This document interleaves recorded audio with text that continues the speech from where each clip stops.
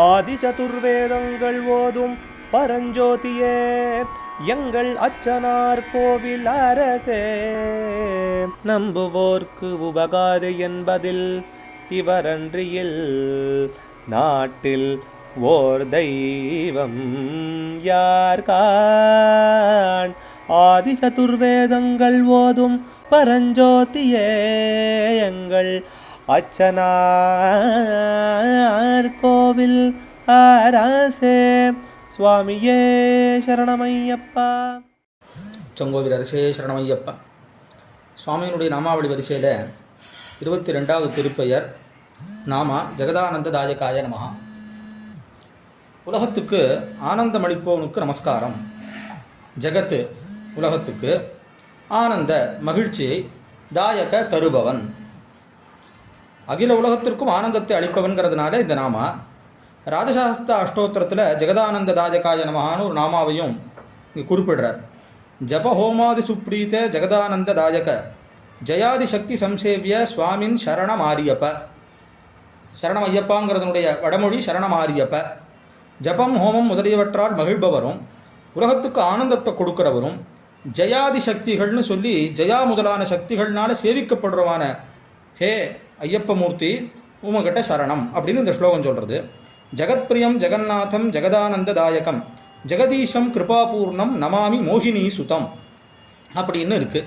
தியாகராஜ சுவாமிகளும் ஜெகதானந்த காரகன்னு உலகத்துக்கே ஆனந்தத்தை கொடுக்குறவராக சொல்கிறார். இதில் மன்னார்குடி பிரிவாளுடையதான ஒரு ஸ்லோகமானது ஞாபகம் வருது. நியாயேந்து சேகரம்னு ஒரு அற்புதமான ஒரு கிரந்தம். அதில் அவர் சொல்கிறார், உலகத்துக்கே ஆனந்தத்தை கொடுக்கக்கூடியவா ஜெகத் பிதற்களான பார்வதி பரமேஸ்வரர். இவா ரெண்டு பேருக்குள்ளேயும் ஒரு விளையாட்டுக்கு ஒரு சண்டை வந்ததான். அப்படி சண்டை வந்தோன்னே ரெண்டு பேரும் பேசாமல் இருந்தாலாம். ராமாயணத்தில் சீத்தை இதெல்லாம் பிராசங்கிக்கம்னு பேர். சொல்ல வரும்போது உள்ளுக்குள்ளேருந்து எல்லாத்தையும் இது பண்ணி சொல்கிறதுன்னு. சீத்தை சுவாமி கிட்டக்க பேசாமல் இருந்துருக்கா, சுவாமியும் பேசாமல் இருக்கார் ராமரும். அப்போ அந்த மோதிரத்தை நழுவி கீழே போட்ட மாதிரி பண்ண உடனே சிரிச்சுட்டு அதனால் ரெண்டு பேரும் பேசிண்டான்னு சொல்லி திருவடி கிட்ட ஞாபகப்படுத்துகிறார். அப்படியாப்பட்ட மோதிரம் இது அப்படின்னு சொல்லி அங்கே ஞாபகப்படுத்துகிறார். அந்த மாதிரி பார்வதி பரமேஸ்வரால் ரெண்டு பேரும் ஏதோ அவளுக்குள்ள விளையாட்டுக்கு ஒரு ஊடல். அப்போது என்ன இவா ரெண்டு பேரையும் சமாதானப்படுத்துறதுக்கு என்ன பண்ணணும்னு பார்த்தோம், மகாகணபதி தூக்கி மடியில் வச்சுட்டு இருந்தாளாம் அம்பாள். இந்த மகாகணபதி என்ன பண்ணினாராம், சுவாமியினுடையதான சடையை ஒரு இப்படி ரெண்டு தடவை தட்டி அந்த சந்திரனை பிடிச்சி இழுக்க ஆரம்பித்தாராம். சடை இப்படி கலைஞ்சதை பார்த்துட்டு அம்பாளுக்கு சிரிப்பு வந்துடுத்து.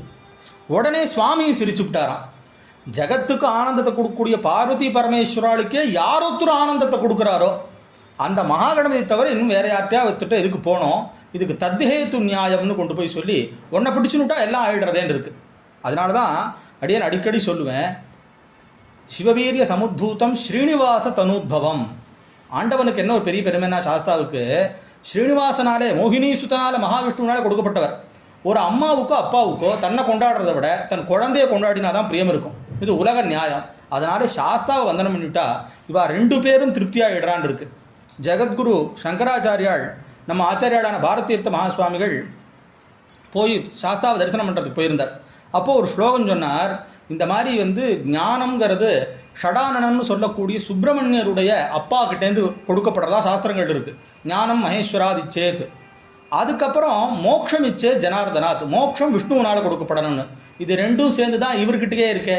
இவர்கிட்ட போயிட்டா தனியாக அங்கே இங்கேன்னு அலைய வேண்டாம், ஒரே இடத்துலேருந்து வாங்கிவிடலான்னு சொல்கிறதுனால சாஸ்தாவை ஆராதனை பண்ணிவிட்டா ரெண்டு சுவாமியும் திருப்தியாகிற காரணத்தினால ஜகத்துக்கே ஆனந்தத்தை கொடுக்குறவாளுக்கும் எந்த பிரபு ஆனந்தத்தை கொடுக்குறாரோ. ஏன்னா பார்வதி ஹிருதயானந்தம் அப்படின்னு சுவாமியினுடைய பஞ்சரத்னத்தில் ஒரு நாமா உண்டு, ஒரு வார்த்தை ஒன்று உண்டு. பார்வதிக்கு ரொம்ப சந்தோஷத்தை கொடுத்தாராம் சாஸ்தா, மகாவிஷ்ணுக்கு மகாலட்சுமிக்கு சந்தோஷத்தை கொடுத்தாராம். இது அப்பய தீட்சிதர்வாளே சாஸ்தாவை பற்றி பண்ண ஸ்லோகத்தில் கொண்டு போய் சொல்கிறார். அதனால் ஆனந்தத்தை கொடுக்குறவாளுக்கெல்லாமும் ஆனந்தமான அபரிமித ஆனந்தமாக இருக்கிறதுனால ஜெகதானந்ததாயகாய நமஹான்னு இந்த நாமா பகவானை பற்றி ரொம்ப விசேஷமாக கொண்டாடுறது. அச்சங்கோவில் அரசே சரணம் ஐயப்பா.